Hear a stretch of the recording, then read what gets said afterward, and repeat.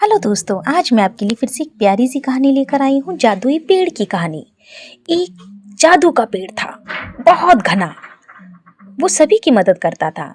लोग आते, उससे कुछ ना कुछ मांगते और वो सबकी इच्छाएं पूरी करता था। समय बीतता गया, लोग अपनी इच्छा पूरी करते चले जाते थे। बहुत समय बीतने के बाद एक बार वो जादू का पेड़ बूढ़ा हो गया। उसमें सारी शक्तियां कम होने लगीं। वो बहुत परेशान हो गया, बहुत दुखी रहने लगा। एक बार वो इतना दुखी हो गया कि वो रोने लगा। उसको रोता हुआ देखकर उसने भगवान से कहा कि हे ईश्वर, आपने मेरी सारी शक्तियां खत्म कर दी, क्योंकि मैं बहुत बूढ़ा हो चुका हूँ। आपसे मेरी एक ही प्रार्थना है कि हे भगवान, मुझे कुछ उपाय बताएं जिससे मैं सही हो जाऊं और लोगों की मदद कर सकूं। भगवान को ये बात बहुत अच्छी लगी। भगवान भी उसके सामने आ गए। बोले, हे मेरे जादू के पेड़, तू इतना क्यों परेशान है? उसने अपनी सारी बात बता दी। जादू के पेड़ ने कहा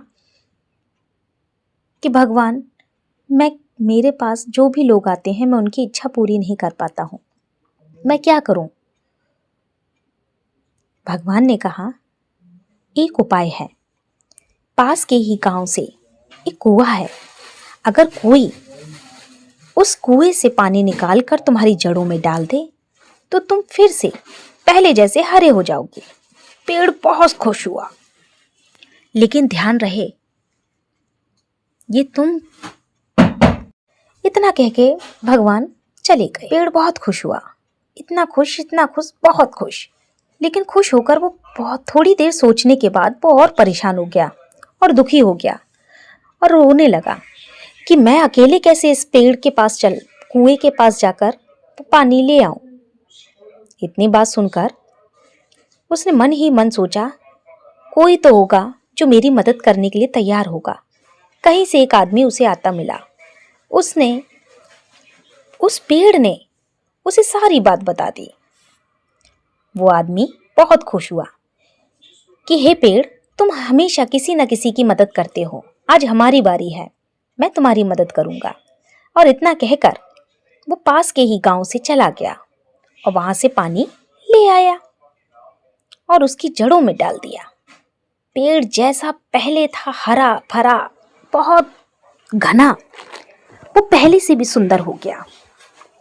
पेड़ को हंसता हुआ देखकर लोग बहुत खुश हुए। क्यों? अब उसकी सारी शक्तियां वापस आ गई थी। अब उस पेड़ के पास जो भी लोग आते और सारी उससे मनोकामना पूरी मांगते और वो पेड़ पूरी कर देता था। तो समझे बच्चों, हमें निस्वार्थ किसी न किसी की मदद करनी चाहिए। अगर आपको मेरी कहानी अच्छी लगे तो प्लीज सब्सक्राइब करना।